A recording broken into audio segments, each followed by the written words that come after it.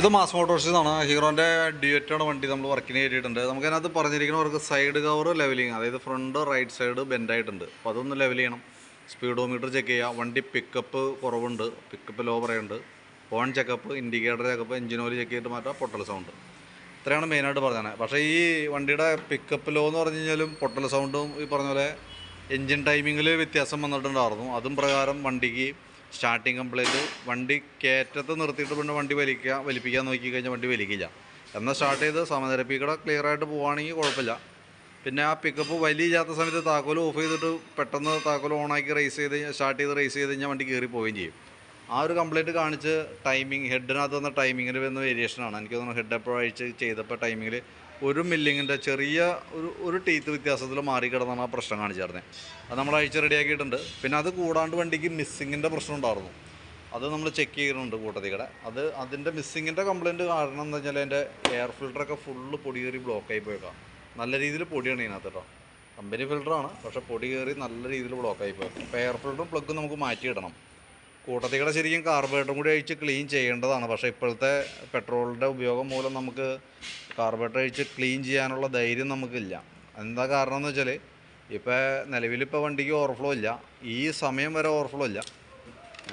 അത് അഴിച്ച് ക്ലീൻ ചെയ്യാൻ നോക്കിയാൽ ചിലപ്പോൾ പെട്രോൾ ഓവർഫ്ലോ കംപ്ലൈൻ്റ് ആയിട്ട് നമ്മൾ കാർബറേറ്റർ മാറ്റേണ്ടി വരും. അതല്ലെങ്കിലും കാർബറേറ്റർ മാറ്റേണ്ടി വരും താമസിയാണ്ട് തന്നെ. കാരണം ഒട്ടുമിക്ക വണ്ടികളും കാർബറേറ്റർ മോഡൽ വണ്ടികളെല്ലാം തന്നെ കംപ്ലൈൻറ്റിലേക്ക് ആയി തുടങ്ങിയിട്ടുണ്ട്. പക്ഷേ നമ്മളിപ്പോൾ അഴിച്ച് ക്ലീൻ ചെയ്ത് കയറ്റിക്കഴിഞ്ഞാൽ ചിലപ്പോൾ ഇന്ന് തന്നെ കംപ്ലയിൻറ്റ് കാണിക്കും. കാർബറേറ്റർ നമ്മൾ ഇന്ന് തന്നെ മാറ്റി വയ്ക്കേണ്ടി വരും. അങ്ങനത്തെ ഒരു പ്രോബ്ലം ഉണ്ട് നിലവിൽ. അപ്പോൾ കാർബറേറ്ററിൻ്റെ ഭാഗം നമ്മൾ തൊടണില്ല, അത് അങ്ങനെ തന്നെ ഇരിക്കട്ടെ, പരമാവധി ഉപയോഗിക്കാം. കംപ്ലയിൻറ്റ് വരും, ഓവർഫ്ലോ കംപ്ലയിൻറ്റ് മിസ്സിങ് പ്രശ്നങ്ങളൊക്കെ കാണിക്കും. ആ സമയത്ത് കാർബറേറ്റർ അഴിച്ച് മാറ്റി കളഞ്ഞാൽ മതി. അത് ക്ലീൻ ചെയ്യാനൊന്നും നിൽക്കണ്ട, ആ കാശ് നഷ്ടമായിരിക്കും. അപ്പോൾ അതാണ് നിലവിൽ ഇപ്പോഴത്തെ പെട്രോളിൻ്റെ സിറ്റുവേഷൻ കേട്ടോ. അപ്പോൾ അതുകൊണ്ടാണ് നമ്മൾ കാർബറേറ്റർ തൊടാത്തതും അഴിക്കാത്തതും. മിസ്സിങ് കംപ്ലയിൻറ്റ് നമ്മുടെ വലിയുടെ പ്രശ്നങ്ങളൊക്കെ ടൈമിങ് റെഡിയാക്കി ഇപ്പോൾ ഓക്കെ ആയിട്ടുണ്ട്. പിന്നെ എയർ ഫിൽറ്ററും പ്ലഗും മാറ്റിയിടുമ്പോൾ ഓട്ടത്തിലുള്ള ചെറിയ മിസ്സിങ്ങിൻ്റെ പ്രശ്നം റെഡി ആയിക്കോളും. 100% പെർഫെക്ഷൻ വന്നെങ്കിൽ കാർബറേറ്റർ അഴിക്കണം. കാർബറേറ്റർ അഴിച്ചു കഴിഞ്ഞാലുള്ള പ്രശ്നം ഇതാണ്. അതുകൊണ്ടാണ് നമ്മൾ കാർബറേറ്റർ അഴിക്കാത്തത്. കൂടുതൽ കംപ്ലയിൻറ്റ് എന്തെങ്കിലും കാണിക്കുന്ന സമയത്ത് കാർബറേറ്റർ അഴിച്ച് മാറ്റി കളയാം, അതാണ് മാർഗ്ഗമുള്ളൂ കേട്ടോ. പിന്നെ സ്പീഡോമീറ്റർ വർക്കിംഗ് ആണ്. ഇപ്പോൾ ഓൾറെഡി അതിൻ്റെ ഡയലൊക്കെ ഫെയ്ഡാണ്. അത് ശരിക്കും ഡിസ്പ്ലേ ഒക്കെ മങ്ങിപ്പോയതാണ്. അപ്പോൾ മീറ്റർ റെഡിയാക്കുന്ന ദിവസം പറഞ്ഞിട്ടുണ്ട്, ഞാൻ നോക്കാം. കേബിൾ കറക്റ്റ് ചെയ്ത് കണക്ട് ചെയ്യുന്ന സമയത്ത് അത് വർക്കിംഗ് ആണെന്നുണ്ടെങ്കിൽ ഞാൻ റെഡിയാക്കി ഇട്ടേക്കാം. പിന്നെ horn indicator, horn already complaint ആണ്. ഹോൺ കംപ്ലൈൻ്റ് ആയതുകൊണ്ടാണ് ഹോൺ അടിക്കാത്തത്. ആ സ്വിച്ചുകളും ഇൻഡിക്കേറ്റർ സ്വിച്ചും ഹോൺ സ്വിച്ചും കൂടി നമ്മൾ കൂട്ടത്തിൽ കൂടെ മാറ്റിയിടേണ്ടതായിട്ട് വരും. എഞ്ചിൻ ഓയിൽ ചെക്കപ്പാണ് പറഞ്ഞിരുന്നത്. ഓയിൽ നോക്കുമ്പോൾ ലെവൽ തീരെ കുറവാണ്. അപ്പോൾ ഞാൻ ഓയിലും കൂടി കൂട്ടത്തിൽ കൂടെ മാറ്റുന്നുണ്ട്.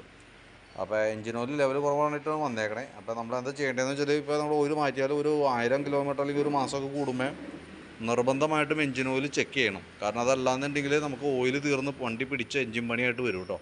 അത് പ്രത്യേകം ശ്രദ്ധിക്കാം.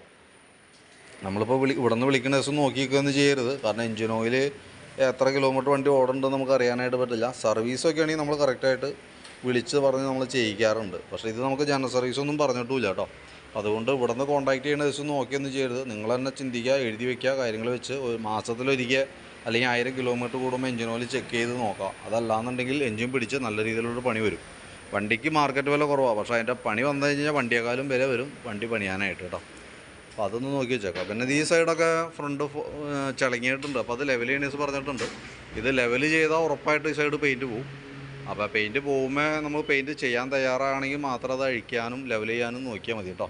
കാരണം ഇതിവിടെ ചിളക്കുണ്ട്, നല്ല അത്യാവശ്യം ഗേജുള്ള തകിടാണത്. അപ്പോൾ അതൊന്ന് തട്ടി ലെവൽ ചെയ്യുമ്പോൾ എന്തായാലും പെയിൻറ്റ് പോകും.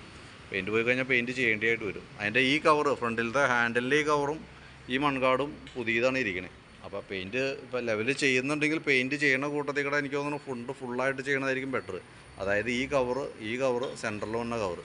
കാരണം അതല്ലാന്നുണ്ടെങ്കിൽ അതൊരു അപാകതയായിട്ട് നിൽക്കും. കാരണം ഫ്രണ്ടിലത്തെ അത് പുതിയതും ഇതും പുതിയത്, ഇത് മാത്രമായിട്ട് പെയിൻറ്റ് ചെയ്യുമ്പോൾ ആ ഒരു പുതുമയിലേക്ക് വരും. പക്ഷേ ഇത് ഇവിടത്തെയും സെൻറ്ററിലെയും പഴയത് തന്നെ ആയിരിക്കും. അപ്പോൾ അത് കാണാനൊരു അഭംഗിയായിരിക്കും. അത് നോക്കിയിട്ട് ആലോചിച്ചിട്ട് പറഞ്ഞാൽ മതി. അപ്പോൾ ഞാൻ പെയിൻറ്ററുടെ അടുത്ത് ചോദിച്ചിട്ട് അത് എത്ര കോസ്റ്റ് വരുമെന്ന് ചോദിച്ചിട്ട് അതിൻ്റെ ഡീറ്റെയിൽസ് വേണമെങ്കിൽ പറയാം. നോക്കിയിട്ട് തീരുമാനിച്ചാൽ മതി കേട്ടോ.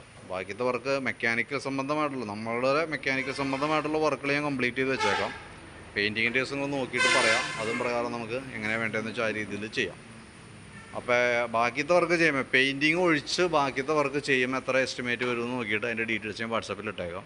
വീഡിയോ കണ്ടുമ്പോൾ നോക്കിയിട്ടൊന്ന് റിപ്ലൈ ഇട്ടുള്ളൂ. അതിനകത്ത് സ്പീഡോമീറ്ററിൻ്റെ ദിവസം ഞാൻ പറഞ്ഞാൽ മെക്കാനിസം നല്ലതാണെങ്കിൽ മാത്രമാണ് കേബിൾ കണക്ട് ചെയ്യണുള്ളൂ. അതല്ലെങ്കിൽ നമുക്കത് പാഴുപണിയാണ് കേട്ടോ. പെട്രോൾ മീറ്റർ വർക്ക് ചെയ്യുന്നുണ്ട്. സ്പീഡോ മീറ്ററിൻ്റെ ദിവസം നോക്കിയിട്ട് ഞാൻ എൻ്റെ ഡീറ്റെയിൽസ് പറയാം. ഓക്കെ.